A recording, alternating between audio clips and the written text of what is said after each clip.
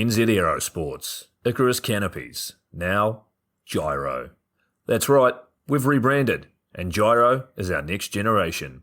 It honours our founder, as that's the name we knew him by, but Gyro also marks the start of a new chapter. And not to be biased, but it's going to be fucking epic. Long story short, we're more us than ever. So if you're new to the sport, or even a Sky God Ninja Turtle, welcome. I think our valiant leader Lucy, Gyro's daughter, says it best. And we still got that fuck yeah attitude. Rebrand! Woo! Rebrand woo indeed, Lucy. Anyway, head over to gyro.com for more info and get amongst you legends. I was 19, broke, unemployed, and sold my girlfriend's canopy for drug money. So I thought I better sew her a new one. What a sentence, and what a story. This describes the humble yet outrageous beginnings of NZ Aerosports, the home of Icarus Canopies, in the words of our founder himself. From getting a paratrooper toy from his mom, watching parachutes at the DZ as a 6-year-old, jumping off the wharf with a parachute made from bed sheets, doing his first jump at 16, sewing his first canopy on a borrowed machine at 19, and starting to sell parachutes out of a garage in 1986, Paul Gyro Martin had an undying love for the sky. Our company started with one man with the wildest of spirits and a true blue sky dream, a renegade. In the time that Gyro created and ran the Icarus Canopies brand until he passed away in 2017, he pushed everything he had to its limits. We miss him, and we always will. Gyro is the next generation of NZ Aerosports. It honors our founder, of course, because it was the name we all knew him by, but Gyro the rebrand also marks the start of a new chapter, our next jump. Gyro is the space between sound and silence, art and science, chaos and calm. Gyro is a state of epic tranquility that transcends understanding. That moment, in the door, in free fall, mid-swoop, where nothing but the present exists. A perfect balance of euphoria and thrill. Gyro captures our passion for flying and our commitment to designing break-the-fucking-rules canopies that deliver pilots pure, wild flight. Hey gang, so I got a new book out. It's called The Upside of Fear, and it's exactly what you think it's about. It's about the good side of, well, getting scared. In it, we talk not only about the science and biology behind fear, but the psychology as well. And it's not just coming from me, it's coming from some of the best in the sport. Omar Alhigelan, Jeff Provenzano, Maxine Tate, and so many more have contributed their sometimes terrifying stories to the book to help you overcome your fear. So head to the lunaticfringepodcast.com. You're going to find the link to the book there, as well as the other books. It's available in ebook, paperback, hardback, and audiobook right now. Coming straight from the cockpit, it's another episode of Lunatic Fringe with the Fuckin pilot.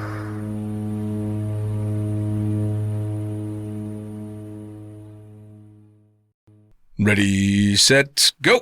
Back in the can for another edition of Lunatic Fringe Into the Void, and fuck it. Who are you? Everybody knows who I am. Yeah. I've been on here a few times already. Once or twice. Yeah, it's Junior.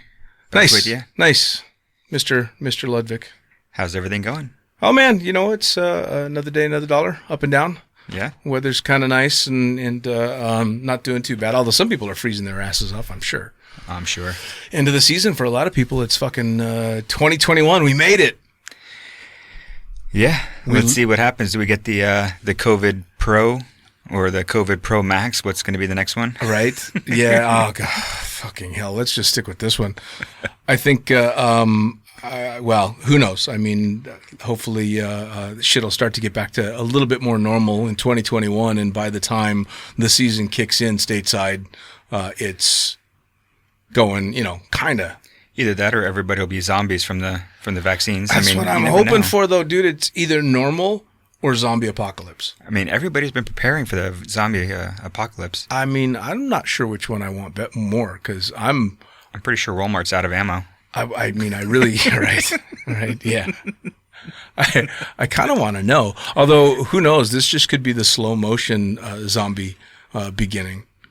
Where they got to die first and then they come back as a zombie? Something like that. I don't know. It's fucking whatever. Hopefully it gets better. But we were talking actually because I had you repack me. Yeah, it's about fucking time. Yeah, well, because I haven't jumped in a while, man. I didn't jump before I went to Everest because I knew you were afraid you were going to get hurt. You didn't want to fuck up your trip. Come on, what's the one way you know you're going to screw yourself up? You've got something huge, like a lifelong bucket list plan to go hike to Mount Everest. How are you as a skydiver going to not get to do that dream?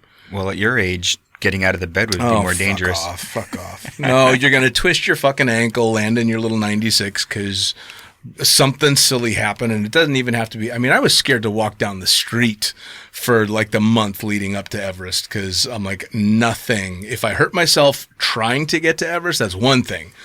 But if I hurt myself walking down the stairs out of the house... I remember at one point I think I asked you to go hiking. You were like, nope, too close to Everest. Yeah. Go fuck yourself. Yeah, I'm like, no, there's not a goddamn chance in hell. So yeah, no way was I going to jump back then. But now I'm going to go jump again. And I had to have you repack me because it's been a year since I jumped. Yeah. Yeah, and you started giving me shit. I did. Yeah. I gave you a little shit, one, because it's been over a year. Yeah. And two, because we really needed to go through your gear. Yes, for sure. I'm glad you did decide to repack your main, though. Yeah, of course. Well, it would have been such a soft opening, though. Or it would have been a brick. I mean, either way, the reserve was just repacked, so... Yeah, I think it would have been a soft opening. Personally, a beautiful snivel. But I mean, I've left canopies packed for about 6 months before. yeah. Well, so what was it? They did these drop tests a bunch of years back with reserves, military reserves, and they did drop tests with one that had been packed that day and one that had been packed like 20 years before, and like the opening times were minuscule between the two. Yeah, fractions of a second, I believe, or like a second difference. Yeah, so why do we have repack cycles? Well, I mean...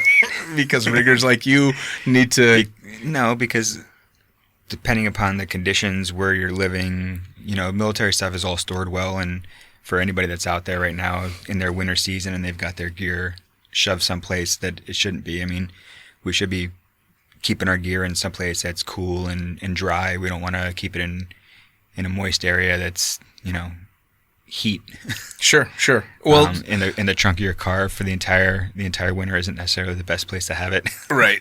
Speaking of that, when people are packing up their shit for the winter, they know they're not going to be jumping for a few months anyway. Rather than inspecting their gear the week before they start jumping again, what should they be looking for as they put stuff away so that when it's time to jump again, they don't have to run to their friendly neighborhood rigger to have a line set? So what do people... I mean, all the riggers out there are going to kill me, by saying a lot of the stuff, because, what rigger doesn't like a rush job on a pack job? Yeah, but, yeah. Realistically, we should be taking care of our gear.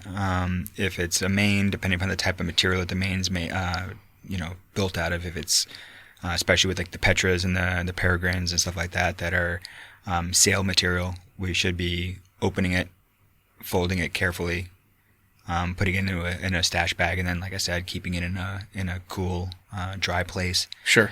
If you are one of those people that leaves your stuff packed up, it should definitely be opened up after a long period of not jumping. You mean like a year? like a year, or even 6 months. Like I said, and I'm the worst example of it, but I had one of my Petras that was sitting for about 6 months. Just because I hadn't jumped it and hooked it up and put a jump on it. It was an okay opening, but I could definitely see some wear and tear. It definitely had some creases in it when I brought it back down, and some marks that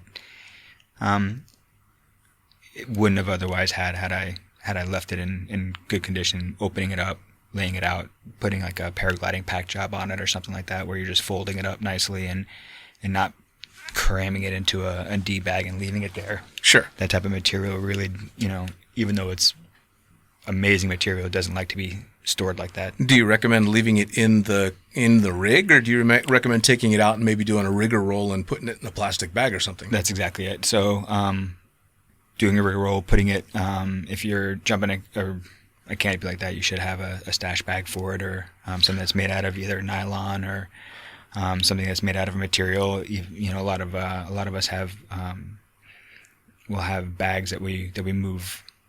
We'll have a canopy for speed, so we'll put that into into a D bag, put it into a carrying bag that's made a little bit bigger. Sure. What I do is I'll take my Petra out, I'll roll it up, lay it out flat, fold it nicely along the seams, and then it fits in that bag. Now, what about Really nice. we got a few lower time jumpers that listen that want to know, okay, I just got my first rig and I'm not flying a Petra, so I don't have to do any of this shit. No, Well, what I should mean, they still keep it in a cool, dry place. If you're not sure of what to do, you can stick it into a plastic tub. You can leave the reserve the way it is. Leave it packed, leave it sealed, but make sure you plan to go see your rigger with plenty of time to get it aired out, inspected, and repacked. As you're doing it, I would definitely still recommend the same thing. Pop that main out if you have the space to do it. We don't really want to leave it packed up, but it's not going to really hurt it if you do. Sure. Well, they've found over all these years some pretty interesting shit in reserves, conditions of reserves that have been left for a long time in bad conditions and stuff. What's the strangest shit you've seen? I've seen mold. I've seen holes from and rat droppings from mice mice have gotten into it because people have left it in their garage without having it in a tub or anything like that. They just had it in a regular gear bag, and the mouse found its way past the zipper and decided to make a winter home for itself. Jesus Christ. That's a pretty goddamn expensive rat's nest. Yeah, the mold is probably one of the worst. I mean, it's really hard to get the mold. I mean, I guess it's not worse than holes in your canopy, but I mean, it's sucks either way. Either way, it's right. That's a pretty expensive fuck up. So now, besides the gear, again, you were giving me shit because I haven't jumped in quite a while. For people that have gone a long time without staying current, or they've been very sporadically current as they're getting back into the season, which the U.S. will be doing in a few months, what do they need to be doing? First off, what are the legal requirements, and then what are the smart things to do? Well, the requirements are obviously by license. Mm-hmm. If you're not sure what it is, you can go to USPA.org, look in the SIM and the Skydiver Information Manual, and in the section covering licenses, it'll talk about what your requirements are per license. But for anybody that's taking any time off, and myself included, I've been out with an injury, but I'm still constantly going over emergency procedures. I'm constantly teaching emergency procedures. So that's the biggest thing is go over your emergency procedures before you're getting out. Make sure you're getting into a harness, you're pulling handles, you're getting used to to what you should be doing, because complacency is the one thing in our sport that kills. So don't be complacent. Don't think that just because you have thousands of jumps that you can go up and no problem, you're going to be fine. Right? I've got thousands of jumps and I still constantly go through my emergency procedures. I always, and it's funny because I teach it, and this is one of the few things that I teach and I do all the time. Every jump, I expect the worst opening of my life. So I go out, do my jump, everything else. I pitch, and as I pitch, I always grip my teeth and I'm waiting. Sure. And when it's an amazing opening, I'm like, woo, awesome. Oh yeah. But when it's not, I'm ready. I'm expecting the worst, and any situation that's going to happen, I'm going to be ready to go through my emergency procedures and do them like they're second nature. I don't have to think about it. I look at it, I see it, and then I know what's coming. Sure. Well, that's one of the huge benefits to modern canopies, though, is they all open pretty fucking nice by comparison. I mean, yeah, they're a lot better than they used to be, for sure. Well, we were just talking about the differences in a bunch of canopies and upsizing and downsizing and all that, and you had mentioned that one of the all-around best performers you've flown in a while is the Leia. Yep. Hats off to NZ Aerosports. They've done a great job. Julian did a really good job working with the canopies and designing stuff and the test jumpers there and everything. But yeah, the Leia's, I mean, it's an amazing flying wing. No, I was asking you, like, what are the characteristics of it? Because I don't have any experience on that canopy. My only really high-performance experience is on a Velo. Yep.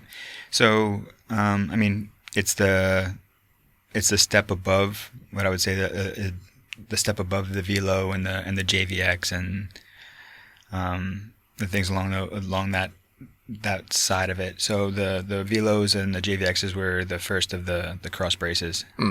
This is a little bit newer of a design, obviously. It's a little bit thinner profile. It's twitchier, just like the Valkyrie. It's its PD side. You know, the Valkyrie and the Leia. They both fly amazing. They both open really nice. They're definitely a step above what the other ones, the Velos and the JVXs. Sure.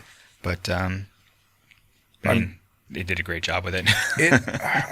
Granted, I've been doing this a while now, but it seemed like they just made such leaps, because it doesn't seem like it was all that long ago to me that the Velocity was the most insane canopy you could possibly get, and now it's kind of just a mid-range canopy now. I mean, it's still not a mid-range canopy. It's still a high-performance canopy. Well, yeah, but a stiletto would be considered a high-performance canopy still, wouldn't it? Spinletto. Yeah, man. Dude, hey, talk as much shit as you want, but I used to love my stiletto. Hey, I had one as well. Yeah, man. I had one as well. I mean, they were great canopies, and they were definitely, elliptical canopies. They were twitchy. They were fun.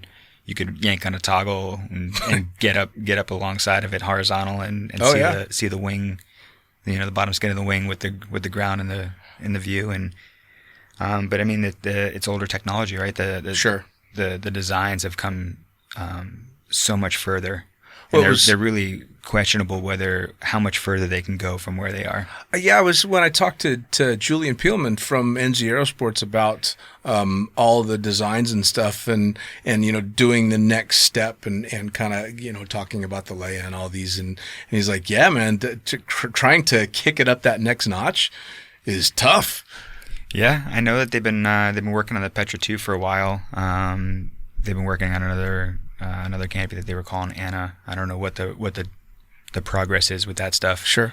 Right now, I know they've discontinued the JVX, which I was a little bit heard about. The JVX is right. Definitely will always be my tried and true canopy. I mean, it's great for freestyle and everything, but I know that it was just a matter of time that they had to take the next step with everything. And sure, Leia is definitely that wing. So.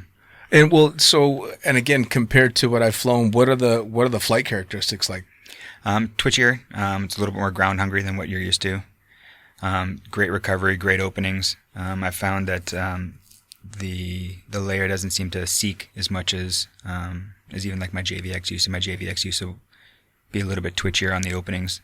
Have to really be square. I mean, the layer is still similar, sure. But it's a next level for openings. I mean, it's a nicer opening canopy for sure. Well, I mean, I learned that lesson a long time ago. The whole you got off of the stilettos, which you would fly the opening, yep. And I mean, you were on the rear risers and you were just swinging all over in the harness to keep those things straight, and you would do it so automatically and so naturally that every opening was bang on straight because you were flying the fuck out of it without thinking about it.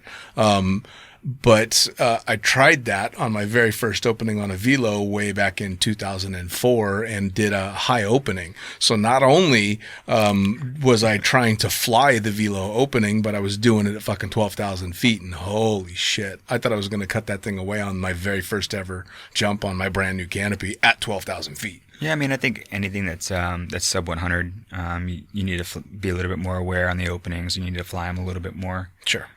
Make sure that you're square in the harness. As everything's opening up, reach up, grab a hold of the risers, and get ready to to see what's going to happen. I mean, it doesn't take much, especially on the high performance canopies, to have one of them take off. I mean, it's as little as overrolling the tail or making keeping Sure. the tail too tight, and the way it catches air, it may want to spin one way or the other. Sure. Being off on your harness a little bit. So I don't know if you got a chance to hear the chat that I had with Luigi, but you know what he's got planned. yeah, What do you think of that? pretty amazing. Fucking hell. Well, it was funny because we spent a good part of the conversation with him telling me how, he's mellowed with age and he's calmed down. And again, like most of the amazing athletes, he's very forthcoming in the fact that he was scared when he was learning how, and he didn't know if it was for him. And he's telling me he's getting more and more mellow. And then on camera, because we were on Skype, he holds up the new canopy from NZ Aerosports, and I shit you not, it was in a thick legal envelope. I mean, you got to be kidding me. The first thing I thought was, how in the hell is that in there with all the nylon and the lines as well? But the lines are the shoestring little lines, aren't they? Yeah, they're probably 200s. Fucking hell, dude. 200, 300s. And how many jumps is something like that good for, the lines? It depends on which it depends on how it's packed. Typically, when and every swooper is going to tell you something a little bit different.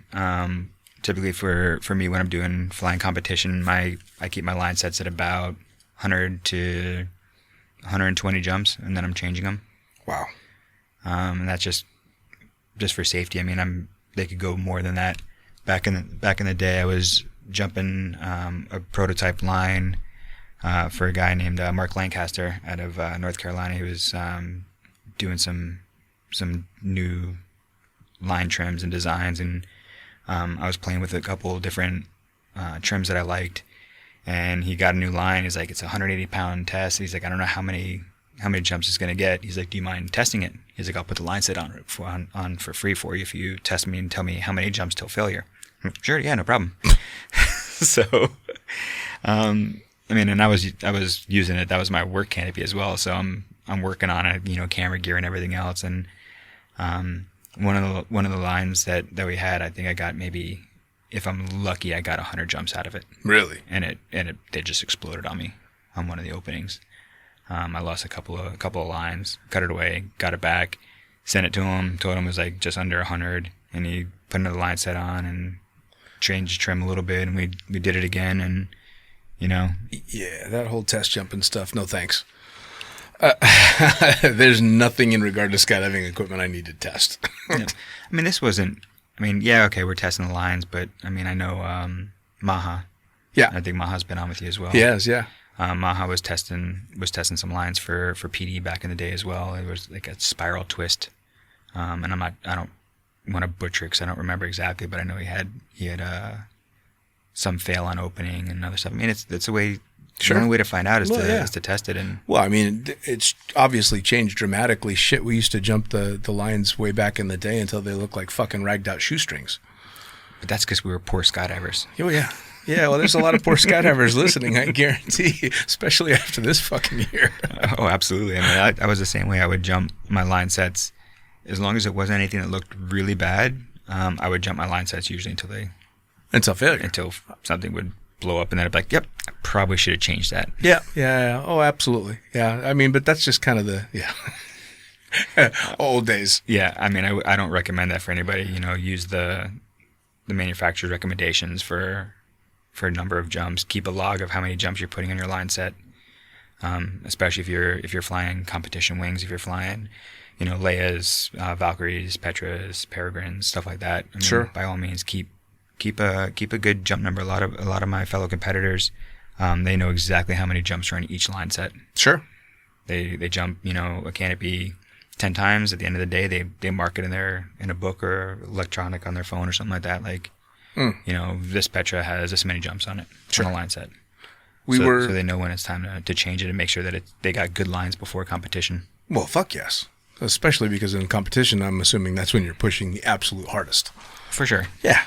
Yeah. So you want to make sure that you're 100% for something like that.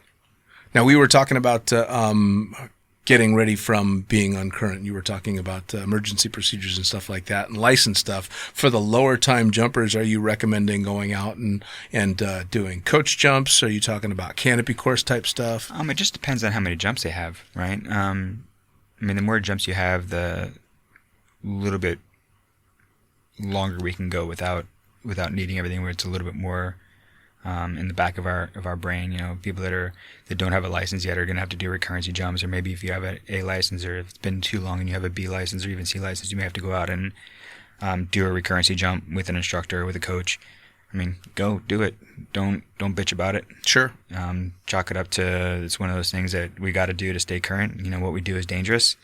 It's fun, but it can be dangerous, and that's why these rules are in place. I mean, other people have paid the price so that we can learn and we can have a better sport. Yeah, well, skydiving is definitely the one sport I can say you want to learn from other people's mistakes. Yeah. I think, what is it, Bill Booth that says it best? He said, the gear keeps getting better and the people keep getting dumber. So, yeah, that's kind of the fucked up part about it, right? Is the gear makes up for so many of the shortcomings that we get away with a lot of stuff that we would not have gotten away with before.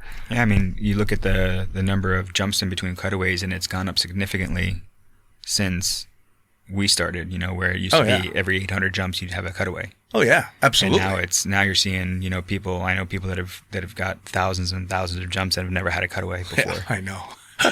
And then I'm out there with 40 reserve rides. Right. Well, I remember vividly on my first cutaway, I had less than 30 jumps, and had one of my instructors was actually jealous because, or not my instructors, but one of the fun jumpers, high time fun jumpers with 4,000 jumps at the time, and this is years and years ago, had never had a cutaway, and he's all, "Fuck, man, I'm jealous." "What do you mean you're jealous? That was horrible." He's on, no, you answered the question. You could pull the handles. You did what you were supposed to do. I've got fucking this many thousand jumps. I've still never had to pull the handles in a real situation. And I'm like, yeah, I suppose that's kind of cool. Yeah, I had my first cutaway was under 200 jumps, and it was on safety day of all days. And nice. I think I said this before on one of our podcasts. My rigger had packed my reserve, finished it that morning. Everybody was going through doing their safety seminar stuff, and sure. It wasn't my turn to go into the office and go through some stuff, so I actually went up and I was jumping, and I cut away, come down. I interrupt the DZO at the time, who's also the rigger, run in, give him a big kiss on the forehead. I was like, "Thanks for the save." Nice. And walk out. He's like, "Wait a second, I just fucking packed that thing, you cocksucker." Nice. I'm like, does this mean I don't have to come back in and do my emergency procedure review? Because clearly I know what I'm doing. Yeah, just did it. Well, I think on the Steve Hubbard chat, I had said my first cutaway may or may not have been a brake fire. I'm not, to this day, I don't know. All I know is that it opened up in a relatively mellow turn, which now all these years later, with all this experience later, says probably was a brake fire, but I don't know. Yeah. I don't know. So once again, I think I said it on that one too. Sorry, Kurt. I may have chopped a perfectly good pack job. And he had a flawless record at that. He was pissed because I've never packed a fucking malfunction before, and he was not happy. Well, I mean, it happens. Yeah, it does. The statistically speaking, it's going to happen to everybody. Sure. Oh, absolutely. I mean, I've packed my fair share of them for myself. Most of them have been, line breaks, but. Right. I think, knock wood, I've never chopped one of my own pack jobs. All of mine have been gifts from other people. But I never blamed anybody else. I took responsibility for every one of them because I put the rig on my back. I'll never forget some guy in Paris Valley. Again, this is way back when I just started. Got all pissed off because the packing mat had packed him a cutaway, and he got all mad and threw his rig down and was yelling at the packer. And the packer just smiles and went, "Dude, you pay." I think at the time we were paying like $3 or $4 bucks for a pack job. Yeah. And they're like, "You paid $4 for that? Fuck off." Like, really? Yeah, I gave myself my last one. Did you? I had, and I called it too. I was doing a commercial, and I was doing some stunt work for a commercial, and I was jumping in the sandy area, and every jump I was landing in the sand, and every jump I'd come back in and pack, and I could feel the lines getting stickier. Because it was, in the middle of the summer, so it was humid, and which is weird to say, humid and sandy, but it was humid and sandy, and every jump I could feel it. And the second to last jump, I told Nicole, I'm like, man, even if I have a cutaway in this one, I was like, I'm still gonna swoop my reserve. Right. And she's like, I could feel it's getting sandier. No shit. I went up, and that same jump, I opened up, and I had tension knots. Oh. Just from the sand and everything. We'd get those. She's like, you jinxed yourself. Yeah. Well, we'd get shit like that all the time in Vegas, and it's the same in Eloy, I would imagine, because it's so dusty and dirty all the time. We'd go to Paris Valley. We'd drive down from Vegas and jump in Paris Valley, and the first couple of openings, as soon as we'd open, there'd be a huge cloud of fucking dust from every opening. And a couple of people actually asked us if we were like putting talcum powder or something in our canopies to make it do that, and we're like, no, we're just from Vegas. Yeah, you shouldn't do that. No, the life on the fucking canopies is through the floor in conditions like that. I mean, it's a joy to be landing on grass and in clean conditions. It extends the life of your equipment huge. Yeah, I think that's a big deal. Oh, for sure. I mean, I was joking around, when I got the canopy back after I cut it away, and I was looking at everything. I was like, I very easily put 100 jumps on my lines in those 10 jumps. Yeah, pretty much. Well, sweating and packing quick. And Sweating, packing quick, landing in sand, and just the humidity from moving around because it was summertime and just... Yep, yeah, that'll do it. It was... they were doomed from the beginning. Yeah. So while you're physically fucked and hobbling around like an old man, you're getting ready to... You're going to do canopy courses and stuff, yeah? Yeah, the plan is just, while I'm still recovering from everything, just do some canopy coaching and, you know... You're falling apart. Huh? You're falling apart. I mean, a little bit. A little bit? You're how old are you now? I don't want to say. How old are you now? 42. 40. Going on 62. Right? That's about what I was going to say. So 42, your lower back is fucked, your middle back is fucked, your neck is fucked, your shoulders fucked. Both shoulders, yeah. Both shoulders. Is this all from skydiving? Yeah. What'd you do wrong over the years? How'd you fuck yourself up so bad? And how do the lower time jumpers that are listening not end up as miserable fucking cunt as you are? I mean, I wouldn't consider myself a miserable cunt. I take this pain with a smile on my face. I mean, well, so that's the thing, right? That's the overlying comparison of all our generation's jumpers is all of us have just learned to deal with constant, never-ending pain. Yeah. I mean, I was really good until about 8 years ago. And I had a couple of really bad openings, and that kind of just started the downward spiral. You know, I had a couple of really, really hard openings that did some damage to my back when I had my back surgery. And even though it recovered and I was doing really good for a while, it's just one of those things that, you know, you get a couple of disc prolapses and... Sure. Well, and here's the huge benefit to being a modern lower time jumper just starting, especially the ones that want to get into flying camera and stuff, is the equipment is so much better. I mean, Yep. Jesus Christ. I mean, I'm the same. My neck is fucked because of hard openings with, you know, a brick strapped to my head. That's exactly it. Like that's the same thing. Like about 7 years ago is when I jumped the red for the first time. Oh Jesus! That's jumping the red. I mean, I don't know what the equivalent would be in pounds, but I remember because I was jumping everything on the helmet with the battery and everything. I think it was 8 kg. It's fucking heavy. So 16 pounds. Yeah. On my helmet. Every time I'd pitch and grab my chin cup. Yep. Well, who is it? McGowan that jumped religiously with the neck brace and smart. Well, he had to. He had a fucking movie theater strapped to the top of his head. I mean, and I give him credit, you know, to Mike and Tom Sanders and all those guys, Joe Jennings. Joe Jennings back in the day, man. I remember watching Norman him. Kent, all those guys that were jumping ridiculous camera gear. Yeah, man. Well, I remember watching the one that caught me off guard the most was watching the X Games. This would have been mid-90s, early to mid-90s when they were doing the tailgate sky surfing competition over the beach in California, and Jennings was doing the air-to-ground transmissions. So he had that huge white transmitter strapped to the top of his head, but he still had his fucking camera filming as backup in case that didn't work because they had to be able to judge the competition. Yep. I remember watching that. He's on his back doing the tidy bowl carve with just that fucking big white thing sticking off the front of his head, and remember thinking that cannot be good for his neck. No, I mean, it's one of those things that it definitely, it's wear and tear. Yeah, man. Throwing a lot of drogues. Well, I was throwing a lot of drugs too. Yeah, I was talking briefly to Jennings because I'm actually gonna be sitting down and talking to him on an upcoming episode. And very nice. I was giving him shit. I'm like, so by the way, you're the one I have to blame for fucking major neck problems over all these years. And he's like, yeah, oops. But I mean, I think it's Joe that used to jump wings on every jump just so he could slow down the opening. Yeah. Last time I saw him, he was even jumping him. So he would have like free fly pants on with like a modified wing jacket. I mean, he would free fly with it and everything, but when it came time to deploy, he used the wings to slow down a little bit before pitching. Now, I've been out of the work jump thing for a very long time, especially shooting camera. I stopped shooting video in 2005.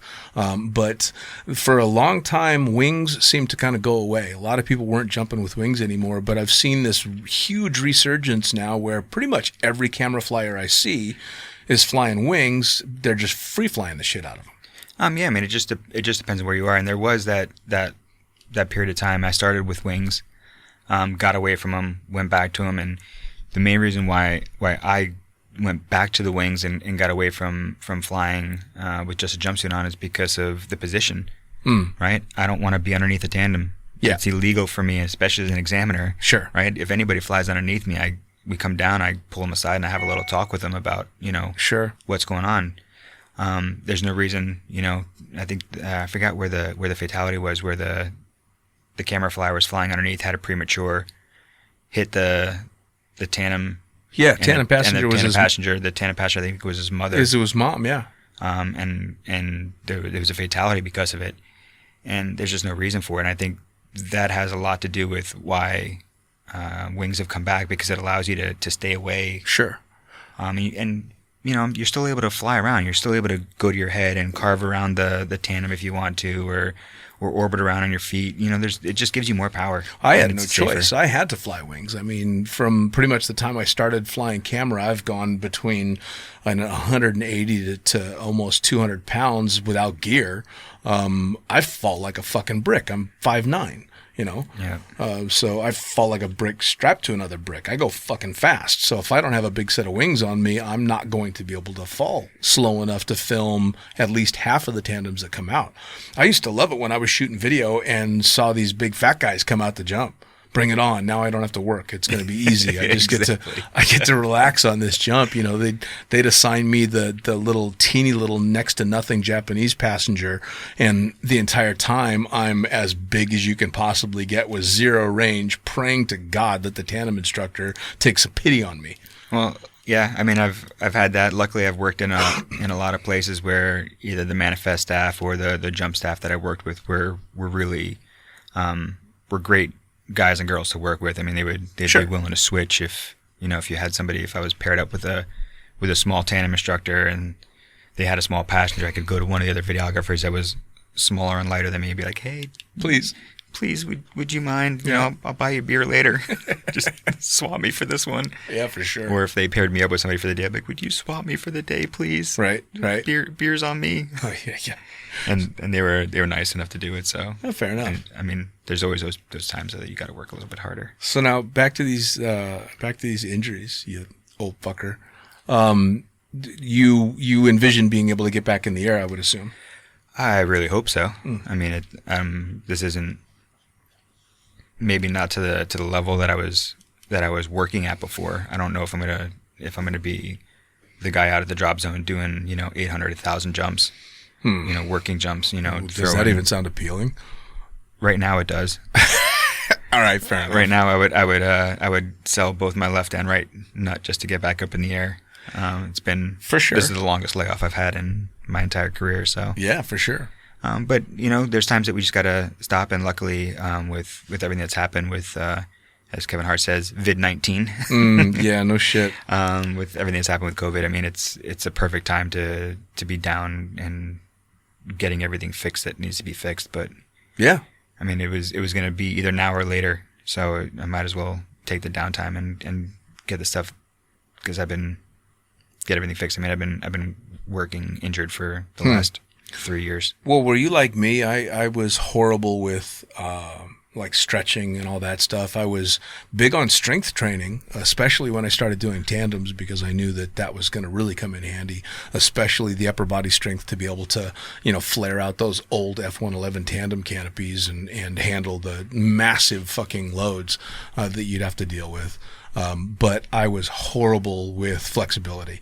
Like to this day, I'm the same way. I think that's probably what fucked us up more than anything.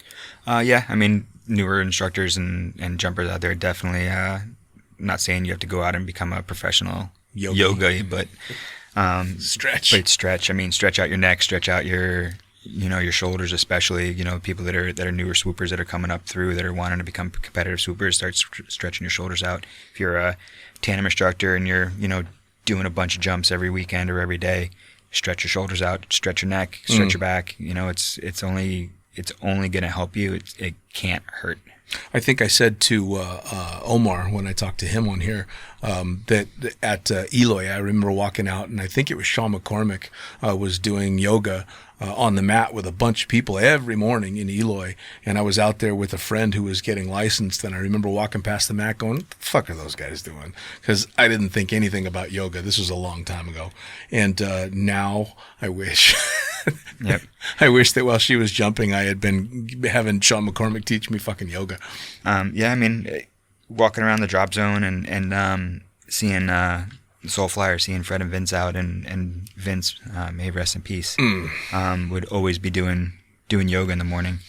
And I remember for a while when he would come out to the drop zone, there wasn't anything, and then one time he showed up and he started doing yoga, and I was like, what are you doing? He's like, man, he goes, I started doing yoga not that long ago. He's like, and I noticeably feel better every day. He said, especially if I'm doing it a little bit before I start jumping. He goes, I feel 1,000 times better at the end of the day. Well, and at the level that they were going at, and especially flying those powered wings, doing the Jetman stuff was so physically demanding.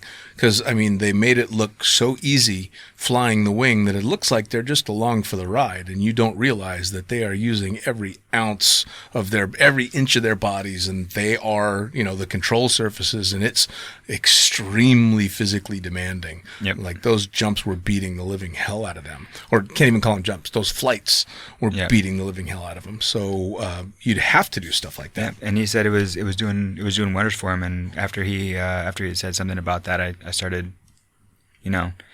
taking it a little bit more serious. He was a good friend and somebody that I looked up to with some of the skill that he had. Sure. I realized that, all the stuff that I've seen people doing over the years, maybe a few of those people may know a little bit more than I do about certain things. And when he was saying that, he was just feeling that much better at the end of a day of jumping, I was like, I should probably start stretching a little bit. For sure. Well, I remember when I was lucky enough to do the formation flights with them when they were doing that. You were around too when we were forming up and the Jetman was flying with the Twin Otter. Yeah. And I was shooting photos out of the back of one of the Twin Otters. Exactly. And we were all lucky enough to be formed up. And I remember looking out the fucking window as I'm flying the Otter at Vince and Fred. And it was it Ives there as well? Eves, yeah. Eves there as well. And all three of them. And I'm like, all right, these guys are just kind of the next level human with what these fucking guys are doing. Well, I think I've got a pretty good shot, and it's just of Eves and Vince, and they've almost got the edge of the wing inside the door, the jump door of the Otter. Oh, was that the Otter? Yeah, it was the Otter. Yeah, absolutely. I was shooting out of the back of one of the Otters. Absolutely. It was incredible to see it that close. Well, and who was it when we were flying the Sherpa? Because I was flying the Sherpa, and they were forming up on the back of the Sherpa because they wanted to see how close they could get before they were in the wake of the plane. And he practically flew into the back of the plane. I don't know if it was Eves or Vince. Yeah, I wasn't there for that one. I heard the stories afterwards. Oh, I think you had said something to me about it. Dude, well, and of course, I couldn't look because I was flying the fucking plane, and the way the Sherpa was set up, there's no way I would have been able to see where they were anyway. But I remember being, they're yelling and everybody's screaming and having a blast as I'm flying the plane, and I'm thinking, Jesus Christ.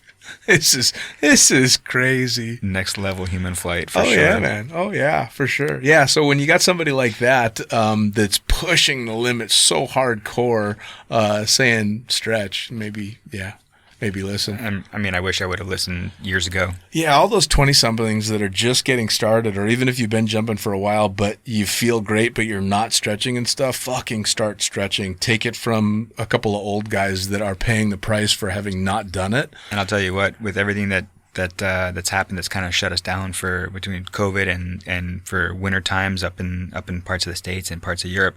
This is a time when we're not moving as much as we're used to, is when we start feeling all the aches and pains that we've accumulated over the years. So, dude, I don't know about you, but 3 nights a week I go to bed with an ice pack. Yep. At least. Or wake up and go get an ice pack, which is a very odd thing, because if you had told me when I was in my 20s that eventually I would be able to fall asleep better with a fucking ice pack on me, but now it's almost the rest of me is nice and warm, and it's my little comfort pillow is this little gel ice pack that stays cold for a couple hours. Yeah, I mean, I've got to alternate. Some days it's cold, some days it's the heating pad. It just depends on what my body's telling me. But I've started waking up and doing some self physiotherapy, some stretching, and some moving around just to kind of get everything loosened up. And between pain and piss, I don't sleep through the night. Yeah. You got that old man bladder. That's what the problem is. Dude, man. Well, I told you I'm trying to stay super healthy. So right now I'll only have coffee in the morning, and then I'm drinking just fucking water, which I know this shit keeps me alive, but I'm not a big water fan. But now I'm drinking like 3 or 4 liters of water a day, and I'm just, it's crazy. But it's help. So, moving on into 2021, you're doing canopy courses. You're also doing some traveling, yeah? Yeah, plan on doing some traveling, doing some, hopefully doing some stuff with some teams, doing a little bit of coaching and stuff like that. Nice. We'll see what happens. We'll see when my body's ready to get back up in the air. But I'd love to be able to start jumping now, but I just need to be smart about it. Yeah, for sure. Sure. It's gonna happen, but need to get healthy first, and once I'm healthy, then the sky's the limit. Are you looking at thinking about competing again? I would love to. We'll see what happens. If there's, depending on what's happening with Swoop Freestyle, if they get some venues, if some stuff happens with the freestyle side of things, I would definitely consider doing that more than traditional canopy piloting competitions. Not sure my body will handle jumping with all the weight. It's one thing if I'm doing XRW, I can kind of take it easy on myself, but if I'm pushing and I'm charging for the box or I'm charging for distance, taking those hits, and you've had a bunch of canopy pilots on here. You've talked to a bunch of them. I mean, it's wear and tear on our body for sure. Sure. Yeah, absolutely. And let's be honest, I'm not getting any younger. No. But I would be open for some competition. Awesome. But awesome. Get healthy first and then go from there. All right. So if you're going to be doing some traveling and you're doing potential canopy courses and all that stuff, how do people track you down again? How do people follow Mr. Ludvic? They can get me on my website, www.davidludvic.com, or they can get me on Facebook, which is David Ludvic and then quotations Junior. Grab me on Instagram, David Ludvic, and get a hold of me. Send me a message, and if I'm in your area, or if you guys are in my area, I'd love to get hooked up with some people and teach them some stuff. Awesome, man. Good tips for taking care of gear. Good tips for trying to take care of your body. Thanks for sitting down. Yeah, man. Thanks for having me again. All right, fucker. See you later. Later. See ya. Well, there you have it. Another episode of the Lunatic Fringe podcast, brought to you as always by, not as always, actually. Brought to you now by Gyro. Formerly known as NZ Aerosports, you'll head to gyro.com for their next level line of canopies. By Pussfoot, the Extreme Sports Collective. Head over to pussfoot.com to check it out. By Summit Parachute Systems, check out summitparachutesystems.com to talk to Jarrett Martin and the gang about kick-ass pilot rigs, rigging courses, and more. By Flyaway Indoor Skydiving, go to flyawaytn.com and check out all the cutting-edge stuff to come. By Pure Spectrum CBD, head to purespectrumcbd.com to check out their wide range of CBD products. And as for us, head to the lunaticfringepodcast.com to listen to any of the hundreds of episodes currently available, hit the link for our YouTube channel, pick up your copy of the Lunatic Fringe book or The Accidental Stripper, and get a sneak peek at upcoming guests. Once again, thanks for listening. We'll see you next time.